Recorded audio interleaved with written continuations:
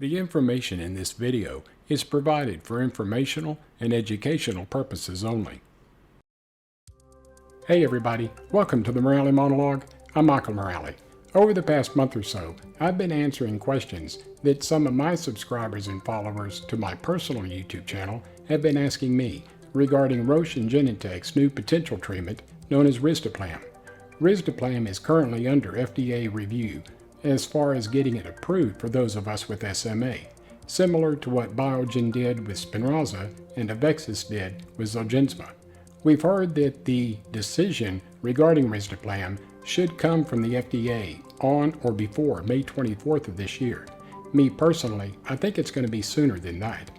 But the answers that I've been giving you have been my opinions, but hopefully the information that I've been sharing with you over the past couple of videos has been information that you can share with your family and your doctors to make an informed decision as to whether or not Risdiplam may be right for you if and when it's approved by the FDA.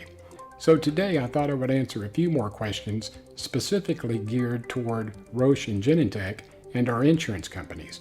And these questions, I believe, need to be answered before the FDA gives their decision.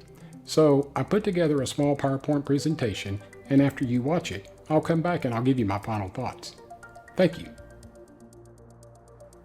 Questions for insurance companies and Roche and Genentech. Now the answers that I'm going to be giving are my opinions and my opinions only. Question: will my insurance company pick up the cost of Risdiplam if and when it's approved by the FDA?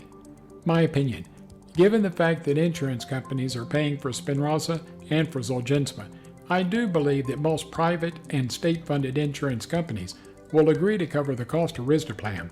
Most insurance companies have had nearly 2 years to review data from Spinraza and nearly 1 year of data from Zolgensma, and I believe that they will see the benefits that Risdiplam will have for those of us with SMA. Now, on a side note, if Risdiplam is approved, Roche and Genentech will probably do the same thing that Biogen and Avexis did with regards to providing a list of insurance companies that have already agreed to pay for this treatment. Question: if approved by the FDA, will insurance companies allow a patient who is currently on Spinraza to take Risdiplam at the same time? My opinion: my sources are telling me that insurance companies and medical professionals that are involved in making this decision have not yet decided as to whether or not a combination of Spinraza and Risdiplam would be necessary and or even acceptable. This question will be determined during the approval process and will probably not be known until the FDA grants approval to Risdiplam and writes the label. Once the FDA writes the label, they will then make the determination as to whether or not a combination therapy would be approved. If and when this happens, insurance companies will then make this decision as to whether or not they pay for both. Question: I'm interested in switching from Spinraza to Risdiplam. If I switch to Risdiplam and don't see any additional benefits to this treatment, will you allow me to switch back to Spinraza?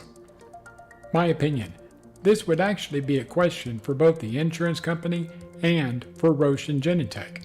Even though Risdiplam will work similar to Spinraza because it works on the SMN2 gene, there may be steps that we have to take with regards to coming off of Spinraza, such as a time period that we may have to wait between our last Spinraza injection and our first dose of Risdiplam.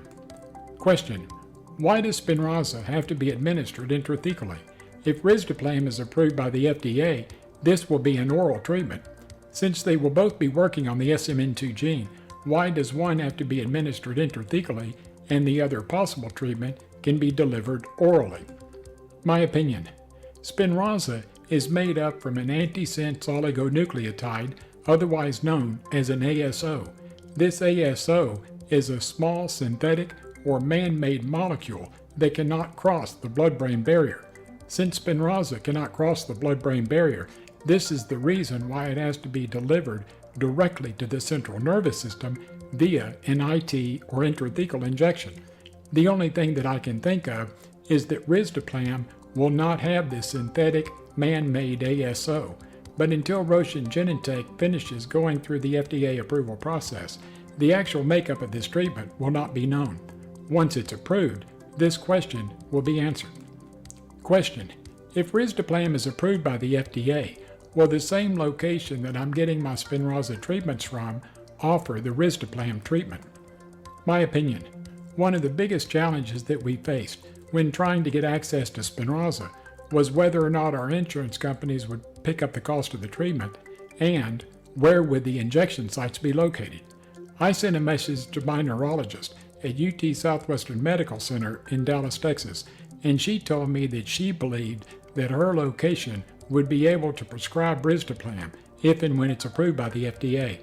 I'm sure that Roche Genentech will provide a list of locations that will be able to prescribe this treatment, but the best thing to do would be to talk to your doctors and ask them if they know anything about Risdiplam and the possibilities of them being able to prescribe it. Now, on a side note, there shouldn't be as much confusion as there was when Spinraza was approved regarding the different sites that should be able to prescribe this treatment if and when it's approved by the FDA. Spinraza became confusing because the injection sites had to meet certain stipulations, whereas Risdiplam should be able to be prescribed by any board-certified neurologist or any primary care physician.